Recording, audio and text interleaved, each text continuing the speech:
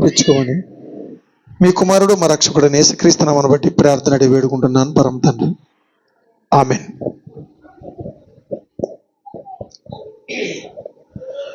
ప్రియమైన దేవుని వారలారా,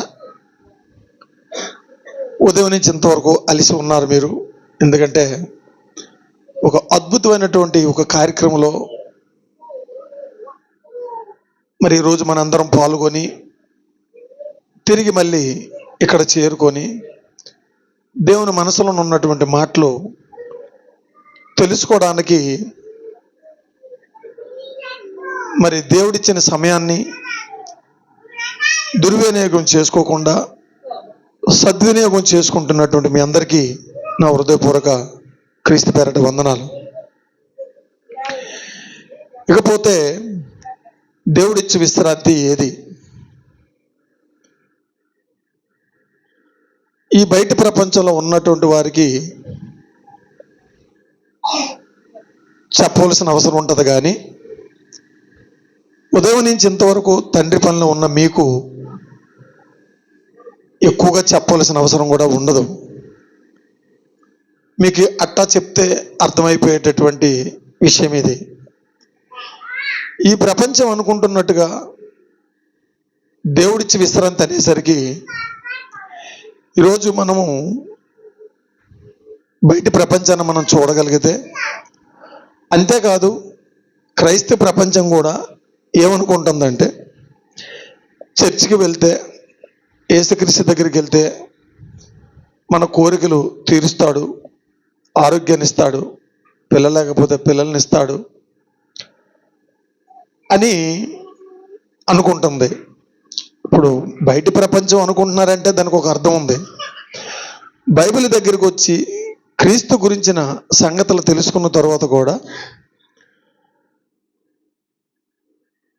దేవుడిచ్చి విశ్రాంతి అనేసరికి శారీరక సంబంధమైన సుఖ సంతోషాలు అనుకొని ఒక భ్రమలో ఉంది ప్రపంచం అంతా కూడా, క్రైస్తవులు కూడా. ఇకపోతే ఒక మాట మనం చూడగలిగితే, ఈ మాట పట్టుకుని ప్రతి ఒక్కరు కూడా ఏమనుకుంటున్నారంటే, మత్తయి సువార్త 11వ అధ్యాయం 28, 29 వచనాలు ఒకసారి చదవగలిగితే, తీశారు కదండి, కొత్త వాళ్ళు ఎవరూ లేరు, అందరూ మీరే. మత్తయి సువార్త 11వ అధ్యాయం 28, 29 వచనాలు చదువునన్నా. ప్రయాసపడి భారం మోసుకొనుచున్న సమస్త జనులారా నా యొద్దకు రండి, నేను మీకు విశ్రాంతి కలుగు చేతును. నేను సాత్వికుడును, దీన మనస్సు గలవాడును కనుక మీ మీద నా కాడి ఎత్తుకొని నా యొద్ద నేర్చుకొనిడి, అప్పుడు మీ ప్రాణమునకు విశ్రాంతి దొరుకును. చూశారండి, ఇందులో ఏ ఏ మాటలు నాకు పనికొచ్చిన ఉంటాయి అవి ఎరుకుంటారు జనాలు. అర్థమైంది కదండి? ఈ 2 వచనాల్లో ఏ ఏ పాయింట్ అయితే నాకు పనికొస్తాయో అవి పట్టుకొని మిగతావన్నీ అది నాకు కాదు, అది యేసుక్రీస్తుకే అనే భావంలో ఉంది సమాజం. ఈరోజు క్రైస్తవ ప్రపంచం అంతా అందుకని ఒక క్రిస్మస్ పండుగ చూసుకున్నా, ఒక ఈస్టర్ పండుగ చూసుకున్నా, ఇలాగా పండుగల పేరట అనుకొని దేవుడి దగ్గర మనకి విశ్రాంతి, లోక సంబంధమైనటువంటి విశ్రాంతి అనే భ్రమలో ఉంది. అక్కడ లాస్ట్ మాటలో ఒక మాట అంటాడు ఆయన, 29 వచనం మళ్ళీ చదువునన్నా. నేను సాత్వికుడును, దీన మనస్సు గలవాడును కనుక మీ మీద నా కాడి ఎత్తుకొని నా యొద్ద నేర్చుకొనిడి, అప్పుడు మీ ప్రాణములకు విశ్రాంతి దొరుకును. ఎవరికి దొరుకుతుంది అన్నాడండి విశ్రాంతి? ప్రాణములకు అన్నాడు. చూడండి ఒకసారి, ప్రాణముకి విశ్రాంతి ఇస్తానన్నాడు ఆయన, యేసు ప్రభు వారు. ఏమండి, ప్రాణమునకు విశ్రాంతి ఇస్తానన్నాడు. ఇక్కడ ప్రాణం అంటే ఏంటి? శరీరక సంబంధమైన విశ్రాంతి ఏది, ప్రాణానికి సంబంధించిన విశ్రాంతి ఏది అని మనం ఆలోచిస్తే, ఇక్కడ మనకి ఒక మాట స్పష్టమవుతుంది ఏంటంటే, ప్రాణం అనేసరికి ఆత్మకు సంబంధించిన విషయంగా మనకు కనిపిస్తుంటుంటుంది.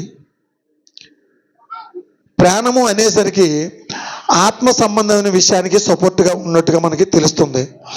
ఎందుకంటే మీ ప్రాణకు విశ్రాంతి ఇస్తానన్నాడు, అది శరీరక సంబంధమైన విషయం అనుకోండి. మరి ఆయన శరీర సంబంధమైన సుఖాలు ఏంటో అనుభవించలేదు, శరీరక సంబంధమైన విశ్రాంతి ఏదో తీసుకోలేదు. కనుక మీ ప్రాణానికి విశ్రాంతి ఇస్తానన్నాడు అంటే ఆ ప్రాణానికి మనకు విశ్రాంతిని ఇచ్చే ముందు ఆయన ప్రాణానికి విశ్రాంతి ఉంటే కదా మనకు విశ్రాంతిని ఇస్తాడు. ఒకవేళ ఆయన ప్రాణానికి విశ్రాంతి లేనిది మనకి ఇస్తాడా? ఆయన ఉత్తమమైన దాన్ని పట్టుకొని మనకు డూబుల్ దేవుని ఇస్తాడా? ఇవ్వడం. కాబట్టి ఈ వచనాన్ని మనం కొంచెం లోతుకెళ్ళి మనం ఇంకా ఆలోచించగలిగితే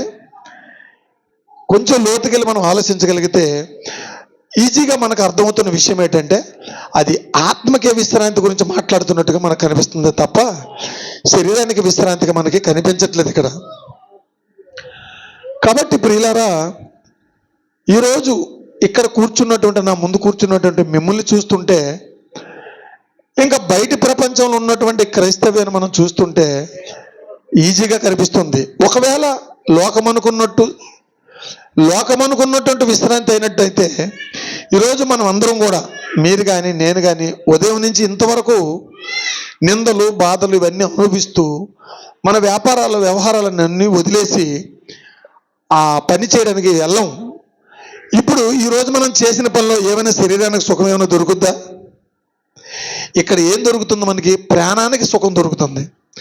చాలామంది చికెన్ బిర్యానీని ఇచ్చామనుకోండి, చాలా హ్యాపీగా ఉన్నామంటారు. కానీ దేనికి సుఖం అది?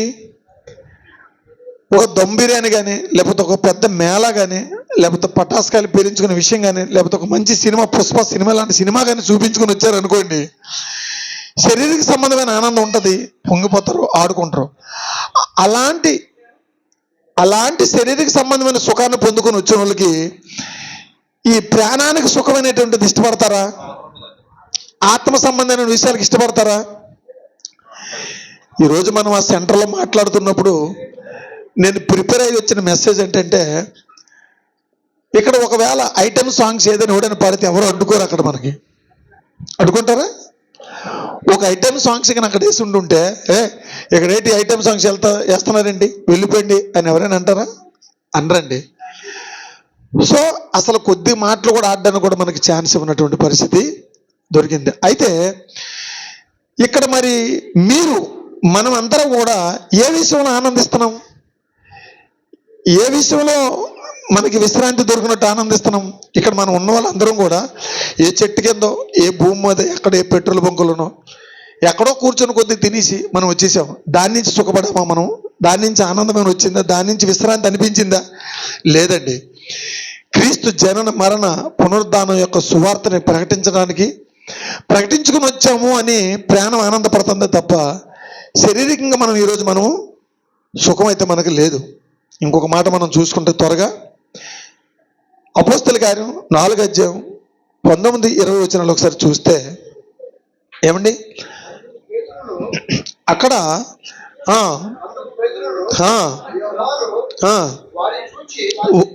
వారిని చూచి దేవుని మాట వినుట కంటే ఇప్పుడు మీ మాట వినడము న్యాయమా? ఆ సందర్భం ఎందుకు వచ్చింది? ఆ ప్రస్తావన ఎందుకు వచ్చింది? ఆయన మాట అనవలసిన కారణం, పరిస్థితి ఏం జరిగిందని మనం ఆలోచించగలిగితే అప్పటికే తర్కం విపరీతంగా జరుగుతుంది. నువ్వు ఏదో వచ్చి మాకు ఇక్కడ చెప్పగరా బాబు, మేము చెప్పిందే నువ్వు విను, ఎందుకంటే మేము శరీరాలకు సుఖపడిన విషయాలు ఏమైనా ఉంటే నువ్వు చెప్పు, ప్రాణానికి సుఖపడిన మాకు అవసరం లేదు అని చెప్పినట్టుగా. అంటే ఇంకా మ్యాటర్ కింద మీద మనం అంతా చదివితే మనకు అర్థమవుతుంది మనకి ఇచ్చిన టైం తక్కువ కాబట్టి. అక్కడ సందర్భం ఏంటి? అప్పటికే వాళ్ళు శ్రమ పడుతున్నారు. అంటే ప్రాణానికి సుఖం తెచ్చుకునే పనిలో వీళ్ళుంటే వాళ్ళు ఏం చేస్తున్నారు? అక్కడ శరీరానికి సుఖమైనటువంటి మాటలు ఏమైనా ఉంటే చెప్పు. అప్పుడు ఈ మాట అంటున్నారనమాట, మాకు శరీరక సంబంధమైన సుఖం మాకు అవసరం లేదురా బాబు. అంటే వీళ్ళ మనసులో అనుకునేది ఏంటి? మేము ఏదైతే విన్నామో మా ప్రాణానికి సుఖమైనటువంటిది అది, అవునా? మా ప్రాణానికి విశ్రాంతి కలుగునిచ్చినటువంటి మ్యాటర్గా మాకు ఉంది.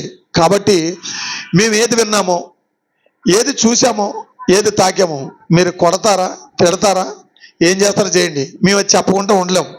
అంతేనా? అదే పెద్ద ఛాలెంజ్గా మనకి కనిపిస్తుంది. ఇకపోతే యోహాను సువార్త 14:27 మనం ఇక్కడ ఒక్కసారి కనుక మనం చూస్తే ఏమండి, అక్కడ మాట చూడండి. మనం ఇప్పుడు చెప్పిన మాటలకి అది సపోర్ట్గా ఉంటుంది. చూడండి అక్కడ ఒక మాట,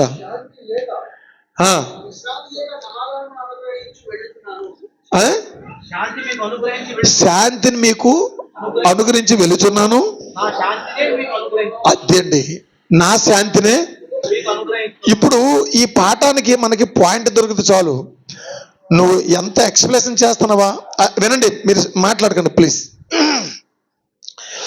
ఎంత ఎక్స్ప్లెనేషన్ చేస్తున్నామా, ఎంత దాన్ని ఎక్కువగా మనం ప్రజల్లోకి తీసుకెళ్తున్నామా కాదు, కానీ అక్కడ పాయింట్ మనకు దొరికితే చాలు. అక్కడ ఏమంటున్నాడంటే, నా శాంతిని, మళ్ళీ చదవండి అది,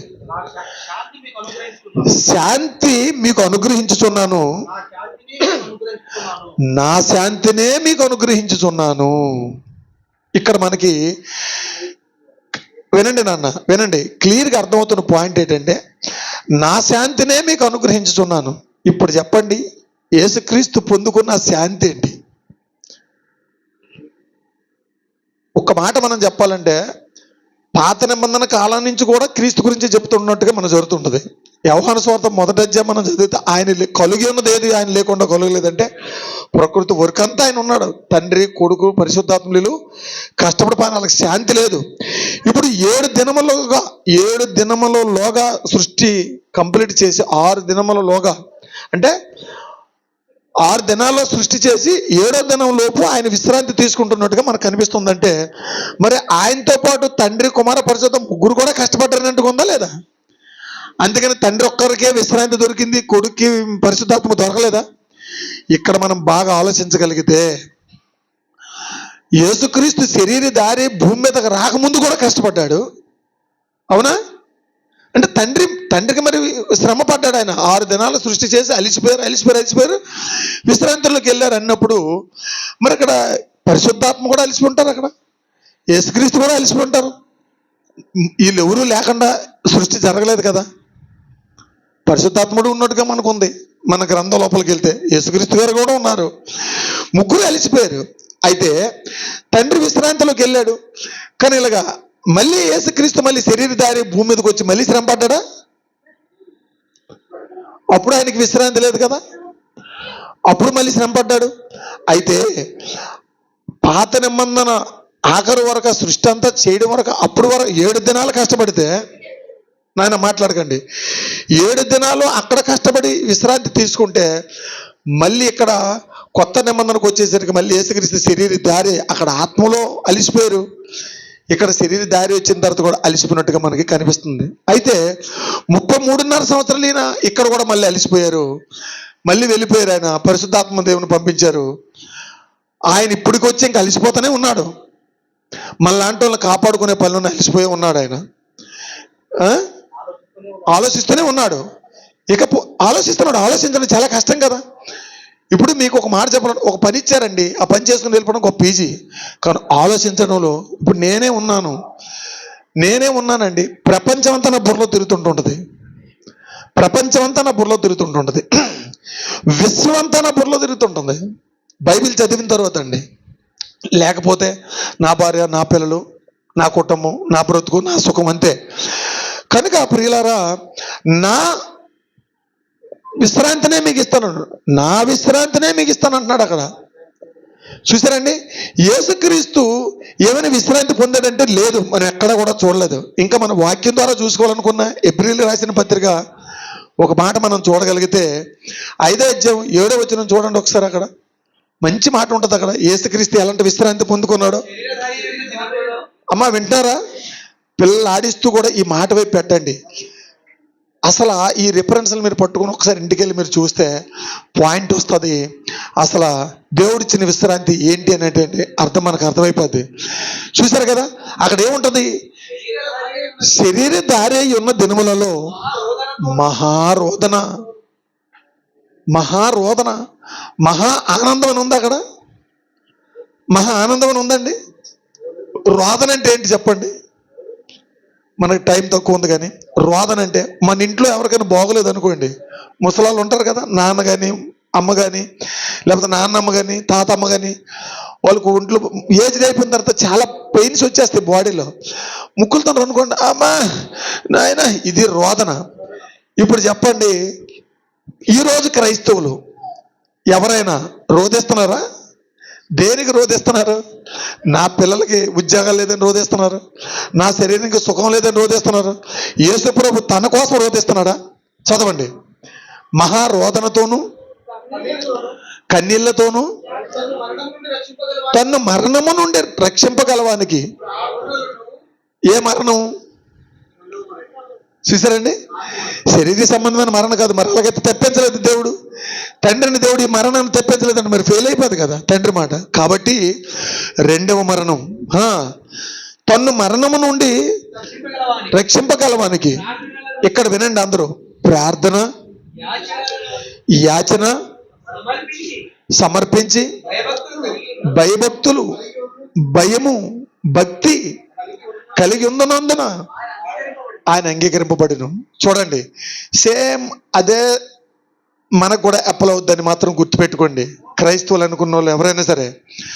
అందుకే బైబిల్ మనం చాలా విషయాలు చదువుతుంటే మన పూర్వీకులు ఆ మహానుభావులు చదువుతూ వాళ్ళు రాసినటువంటి మాటలు చదువుతుంటే, క్రైస్తవుడు అయినందుకు నువ్వు శ్రమ అనుభవిస్తే మేలు, నువ్వు క్రైస్తవుడు అయినందుకు బాధపడితే నువ్వు ఆనందించమంటున్నాడు తప్ప నువ్వు ఏడవక్కర్లేదు, బాధపడక్కర్లేదు. ఎందుకు?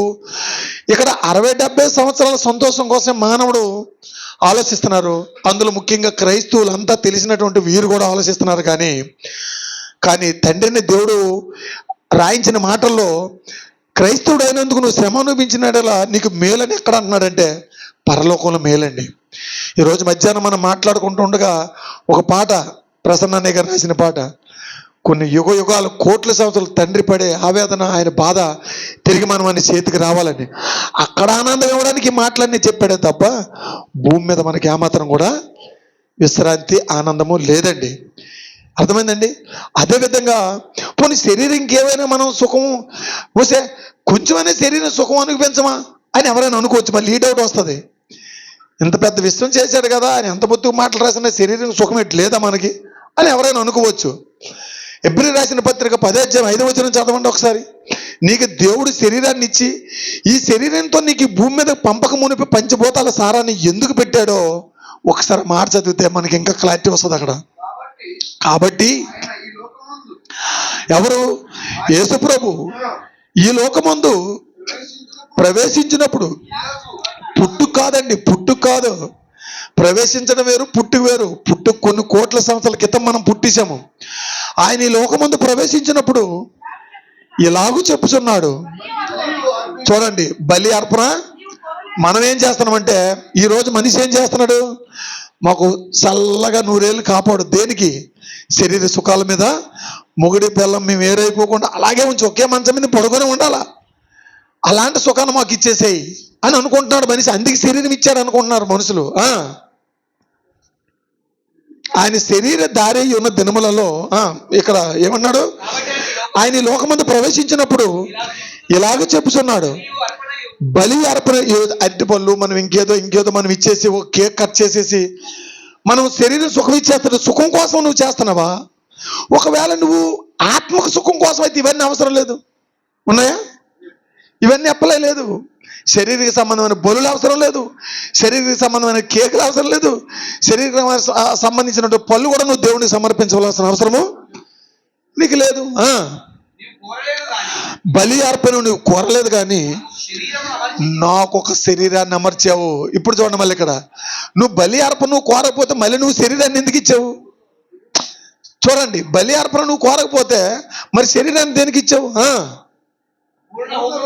పూర్ణ హోమములను పాప పరిహారార్థ బలులను నీకు పాత నిబంధన కింద కాలంలో ఏ తప్పు చేసినా ఏ పొరపాటు జరిగినా డజనేసి 12 గొర్రెపోతులు, 12 మేకపోతులు, 12 పావురాలు, 12 ఎద్దులు ఇవన్నీ సమర్పించాలా. ఇప్పుడు వారానికి ఒక 1/4 కేజీ మాంసం తెచ్చుకోవడానికి మనకు కష్టమైపోతుంది. ఇప్పుడు ఏదో తప్పు అనేది చేసేవంటి సమర్పించడానికి ఉండదు, అది వేరే సబ్జెక్ట్. కానీ కనుక ఇవన్నీ లేదు. నాకు ఒక శరీరాన్ని ఇచ్చినావు, గ్రంథపు చుట్టలో నన్ను గురించి వ్రాయబడిన ప్రకారం దేవా ఇదిగో నీ చిత్తం నెరవేర్చడానికి వచ్చాను. దేంతో నేను చిత్తం నెరవేర్చాలన్నాడు? అది ఇప్పుడు శరీరంతో సుఖం నీ భార్య పిల్లలకా దేవుడికా? ఇదండి దేవుడిచ్చిన విశ్రాంతి. దేవుడు మనకి ఇచ్చిన విశ్రాంతి ఏదండి? శరీరంతో నువ్వు ఈ భూమి మీద నీ ఆయుసు ముగిసిపోయినంత వరకు ఈ శరీర సుఖాలను చంపుకొని, శరీరాన్ని నలగొట్టుకొని నువ్వు క్రీస్తు జనన మరణ పునరుద్ధానాన్ని ప్రకటిస్తూ ఊపిరి ఆగిపోయిన ఈ భూమికి మనం రిటైర్మెంట్ అయిపోయిన ఈ భూమికి మనం బాయ్ చెప్పినంత వరకు కూడా ఈ శరీర సుఖాలను చంపుకుని ఆయన కోసం పని చేయడమే అప్పుడు అక్కడ మనకి దేవుడిచ్చిన విశ్రాంతి. అర్థమైందండి? అక్కడ ఒకే ఒక మాట, ఇప్పుడు మీకు డౌట్ వస్తుంది, ఒక్క మాటని ఒక్క వచనాన్ని తీసి ముగిస్తాను నేను. దేవుడిచ్చినట్టు ఇప్పుడు మీరు అనుకోవచ్చు, ఎంత చెప్పినప్పటికీ కూడా ఇంకా మీకు అనుమానం వస్తుంది కదా. ఒకవేళ దేవుడు ఇంకేమైనా సుఖం ఉంచినాడు అనుకుంటే కొరింథీయులకు రాసిన మొదటి పత్రిక 15:19 ఒకసారి చూడండి. ఈ వచ్చిన మీరు రాసుకోండి, ఎక్కువ ఎక్స్ప్లెనేషన్ చేయని దాని గురించి చెప్పేసి నేను ముగిస్తాను. కొరింథీయులకు రాసిన మొదటి పత్రిక 15:19 చూడండి. ఎస్, చూసారండి, మనకి క్లారిటీ వచ్చేస్తుంది ఇక్కడ. ఈ జీవితకాలం మట్టుకే ఎవరైనా క్రీస్తునందు నిరీక్షిస్తే మనుషులందరికంటే చాలా గొప్ప వాళ్ళమై ఉందుము, శరీరాన్ని బాగా పెంచుకుందుము, కోట్లు సంపాదిద్దాం, బిల్డింగ్లు కడదాం, మన పిల్లలకి బంగారం నగలు చేద్దాం, మంచి ఏ కార్లు అవి టయోటా కార్లు అంటే బెంజ్ కార్లు అంటే చేసుకొని తిరుగుదాం. ఈ లోకం అంతా అదే కదా అనుకుంటుంది. లోకం అనుకుంది, క్రైస్తవం కూడా అదే కదండి అనుకుంటుంది. నువ్వు బెంజ్ కార్లు తిరగమనే బెంజ్ కారు ఇచ్చాడు దేవుడు, కాదనలేదు. ఈ భూమి మీద ఉన్న ఆనందం అంతా కూడా నువ్వు అనుభవించాలని ఇచ్చాడు, కాదనలేదు. ఇక్కడ మీరు చాలా బాధపడుకున్నారు, అయితే దేవుడు మొత్తం సృష్టి ఎందుకు చేశాడని బాధపడిపోతారు. నీ మాట మీకు చెప్పాను. ఒకవేళ మీరు ఈ జీవితకాలం మట్టిగే అనుకుంటే, చూడండి అక్కడ మట్టిగే అన్నాడు అంటే ఈ జీవితకాలం మట్టిగా నువ్వు క్రీస్తునందు విశ్వాసం ఉంచితే నీ అంత దరిద్రుడు ఇంకొకటి ప్రపంచంలో లేరు అన్నాడు. అంటే క్రైస్తవుల కోసం చెప్తున్న మాట ఇది. బయటి ప్రపంచం అంతా తిను తాగు సంతోషించు సుఖించని ఆల్రెడీ అనుకుంటుంది లోకం అని దేవుడు రాయించాడు గ్రంథంలో. సో క్రైస్తవుడు నువ్వైతే నువ్వు చేయవలసిన పని ఈ జీవితకాలం మట్టిగా నువ్వు క్రీస్తునందు మాత్రం నువ్వు విశ్వాసం బెంజుకారులు తిరుగు, బంగారం వేసుకో, ఆనందంగా ఉండు, సంతోషంగా ఉండు. ప్రకృతిలో పనికి మళ్ళంతా ప్రకృతి అనుభవించుకుంటున్నారే. దేవుడు తన పిల్లలకని చేసిన ఈ ప్రకృతిని దేవునికి పనికిరానటువంటి వాళ్ళు ప్రకృతిని అనుభవించుకుంటుంటే దేవుని కోసం పనిచేసి నువ్వెందుకు అనుభవించకూడదు? కానీ మట్టిగా మాత్రం నువ్వు నమ్మకూడదు. నువ్వేం చేయాలి? ఈ జీవితకాలం మట్టుకే కాకుండా రాబోవు ఆ లోకంలో నువ్వు ఉండాలని తండ్రి అనే దేవుడు ఉన్న లోకంలో ఉండడానికి కోసం నువ్వేం చేయాలి? ప్రతి క్షణం కూడా రాత్రిపూట ఆయన గురించి ఆలోచించాలి, ఆయన గురించి వెళ్ళిపోవాలి, ఆయన సువార్త ప్రకటించడానికి బయలుదేరాలి. నీకు సుఖం ఉన్నా లేకపోయినా, భూములు ఉన్నా లేకపోయినా, ఆస్తులు ఉన్నా లేకపోయినా, ఇది క్రైస్తవుడిగా దేవుడిచ్చిన విశ్రాంతి దినం. కాబట్టి ప్రియమైన దేవుని వల్లరా, ఇంతవరకు నేను నాకు తెలిసినటువంటి తక్కువ జ్ఞానంలో ఇచ్చినటువంటి కొంత మట్టుకు మీకు క్లారిటీ వచ్చిందని నేను అనుకుంటున్నాను. సో ఇక నుంచి అయినా సరే ఈ భూమి మీద మనకు విశ్రాంతి లేదు. ఈ భూమి మీద దేవుడు మనకి ఇచ్చినటువంటి సంతోషం ఆయన ఉంచున్నాడు ఆల్రెడీ, కానీ అది మనం ఇక్కడ అనుభవించుకుంటే అది పోగొట్టుకుంటాం, ఇక్కడ మనం శ్రమ పడితే అది పొందుకుంటాం. కాబట్టి ఇది 60-70 సంవత్సరాలు మాత్రం ఉండేదే, శాశ్వతకాలం ఉండే ఆ లోకాన్ని పొందుకోవడానికి మనందరం శ్రమ పడాలని కోరుకుంటూ ఈ సమయం ఇచ్చినటువంటి దైవదాసులకి మరి సహోదరులకి కృతజ్ఞతలు చెల్లించుకుంటూ నా ఈ మాటలు ముంచుకుంటూ కళ్ళు మూసుకోండి, చిన్న ప్రార్థన చేద్దాం. జీవం గల కన్న తండ్రి, మీరు నాకు ఇచ్చిన జ్ఞానంతో తండ్రి నాయన, మీరు మాకు ఇచ్చిన విశ్రాంతి ఎంతో నాకు ఇచ్చిన టైంలో పిల్లలకి వివరించందేవా. మీ చిత్తమైతే తండ్రి వీళ్ళు కూడా ఇంటికి వెళ్ళి ఈ భూమి మీద మాకు విశ్రాంతి, దేవుడిచ్చిన విశ్రాంతి భూమి మీద కాదు, మీరు ఇచ్చిన ఆయుష్కాలం ముగిసిపోయిన తర్వాత మాకు పరలోకములో తరగనది కోట్ల సంవత్సరాలు తండ్రి మీతో ఉండి ఆనందించేదని మరి మీ పిల్లలైన అందరూ తెలుసుకొని మీకోసమే బ్రతుకి మా శరీరాన్ని మీకోసం నలగొట్టుకుంటూ మీ కుమారుడిని యేసుక్రీస్తులా మీ నామాన్ని మహింపరిచే కార్యక్రమంలో మా ఆలోచన, మా ఊహలు, మా తలంపులు మీ కొరకే చెల్లినట్టుగా ఉండేటట్టు మమ్మల్ని మలచమని మరి ఈ సమయం ఇచ్చిన మీ దాసుల్ని బహుగా దీవించి ఆశీర్వదించమని మీ కుమారుడు మా రక్షకుడు యేసుక్రీస్తు నామమును బట్టి ప్రార్థన వేడుకుంటున్నాను పరమ తండ్రి. ఆమేన్.